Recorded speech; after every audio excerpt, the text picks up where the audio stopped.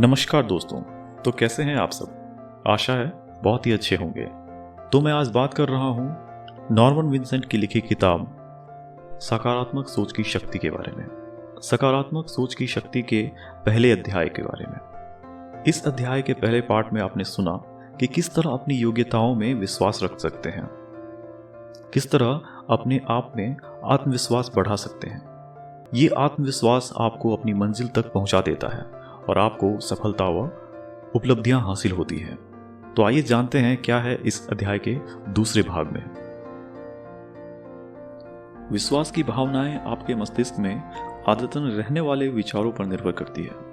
अगर आप हार के बारे में सोचते रहेंगे तो आपकी हार तय है, परंतु अगर आप विश्वास के विचारों का अभ्यास करेंगे, अगर आप इसकी प्रबल आदत डाल लेंगे, तो आप यह प्रबल क्षमता विकसित कर लेंगे जिसके द्वारा आप अपनी मुश्किलों को जीत लेंगे, चाहे वे मुश्किलें कैसी भी हों। विश्वास की भावनाएं दरअसल बढ़ी हुई शक्ति को प्रेरित करती है। बासिल किंग ने एक बार कहा था, बहादुर बनो और ताकतवर शक्तियां तुम्हारी सहायता के लिए आ जाएंगी। अनुभव इस बात की सच्चाई को सिद्ध करता है। जब आपका बढ़ा हुआ विश्वास आपके नजरिए को सही कर देता है तो आपको लगेगा कि यह प्रबल शक्तियां आपकी सहायता कर रही हैं। इमर्सन ने एक जबरदस्त सत्य का उद्घाटन करते हुए कहा था, वे जीत जाते हैं जिन्हें यह विश्वास होता है कि वे जीत सकते हैं। और उन्होंने यह भी जोड़ा, जिस काम से डर लगे वह काम कर दें और आपका डर निश्चित रूप से मर जाएगा। विश्वास और आस्था का प्रयोग करें और आप देखेंगे कि डर और असुरक्षा की भावनाएं आपका कुछ नहीं बिगाड़ पाएंगी।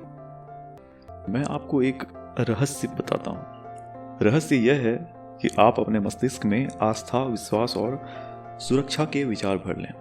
यह आपके मन से सारी शंका, सारी हीन भावना बाहर निकाल देंगे।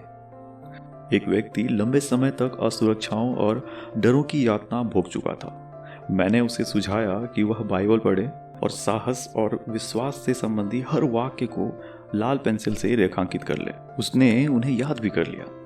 दरअसल उसने अपने मस्तिष्क में दुनिया के सबसे स्वस्थ, सुखी और सशक्त विचार भर लिए। इन प्रबल विचारों ने उसे निराश व्यक्ति से बदलकर सशक्त व्यक्ति बना दिया। कुछ ही सप्ताह में जो परिवर्तन हुआ वह अद्भुत था। लगभग पूर्ण पराजय से वह एक विश्वासपूर्ण और प्रेरक व्यक्ति में बदल गया था। अब वह साहस और चुंबकीयता संप्रेषित करता है। उसने अपने विचारों को सही करने की आसान प्रक्रिया द्वारा अपनी शक्तियों और अपने आप में विश्वास एक बार फिर हासिल कर लिया। संक्षेप में अगर मैं कहूं, आप अभी अपने आत्मविश्वास को बढ़ाने के लिए क्या कर सकते हैं? चलिए छोड़िए, मैं आपको बताता हूं। हीन भावना के नजरिए को जीतने और विश्वास बढ़ाना सीखने के लिए मैं यहां 10 आसान परंतु कारगर नियम दे रहा हूं।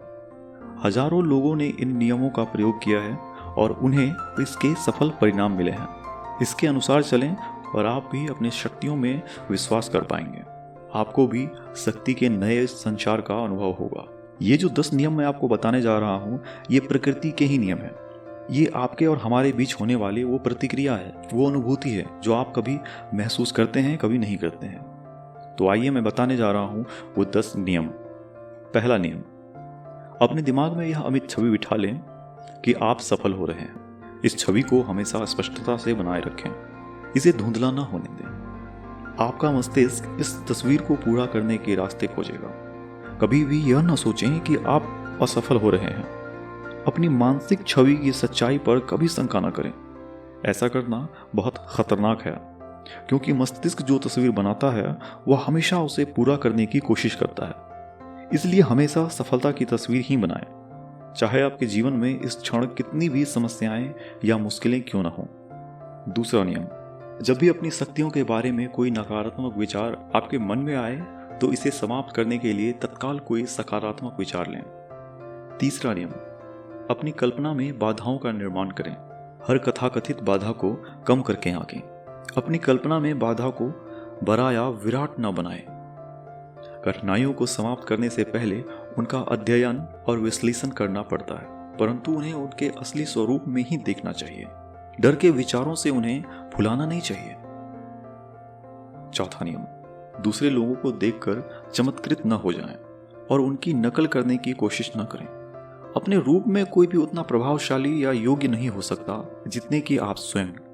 याद रखें कि ज्यादातर लोग ऊपर से आत्मविश्वास से भरे दिखते हैं, परंतु अंदर से वे भी अपने बारे में उतने ही डरे और सशंकित होते हैं जितने कि मैं और आप। 5वां नियम, हर दिन 10 बार इन शक्तिशाली शब्दों को दोहराएं। अगर ईश्वर हमारे साथ हो तो कौन हमारे खिलाफ हो सकता है। अगर ईश्वर हमारे साथ हो तो कौन हमारे खिलाफ हो सकता है। अगर ईश्वर हमारे साथ हो तो कौन हमारे खिलाफ हो सकता है। आप वीडियो अभी पॉज करके धीरे धीरे मन में दोहरा सकते हैं। अगर ईश्वर हमारे साथ हो तो कौन हमारे खिलाफ हो सकता है। अगर ईश्वर हमारे साथ हो तो कौन हमारे खिलाफ हो सकता है। तो आइए अब अगला नियम देखते हैं। 6वां नियम, किसी योग्य सलाहकार से सलाह लें ताकि आप समझ सकें कि आप जो करते हैं वह आप क्यों करते हैं। अपनी हीन भावना या आत्मशंका की भावनाओं के उद्गम को जानें, जो अक्सर बचपन में शुरू होती है।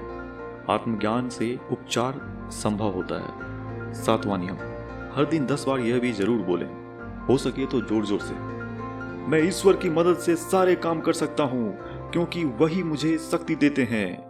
मैं ईश्वर की मदद से सारे काम कर सकता हूं क्योंकि वही मुझे शक्ति देते हैं। इस धरती पर इंफीरियोरिटी कॉम्प्लेक्स का इससे शक्तिशाली इलाज नहीं है। 8वां नियम, अपनी योग्यता का सच्चा अनुमान लगाएं, फिर इसे 10% बढ़ा लें। अहंकारी न बने, परंतु स्वस्थ आत्मसम्मान विकसित करें। ईश्वर द्वारा खुद को दी गई शक्तियों में विश्वास करें। 9वां नियम, अपने आप को ईश्वर के हवाले कर दें। ऐसा करने के लिए आपको सिर्फ यह कहना होगा, मैं ईश्वर के हाथों में हूं। फिर विश्वास करें कि अभी आपको ईश्वर से वे सभी शक्तियां मिल रही हैं जिनकी आपको जरूरत है। अपने शरीर में इस शक्ति को प्रवाहित होता महसूस करें।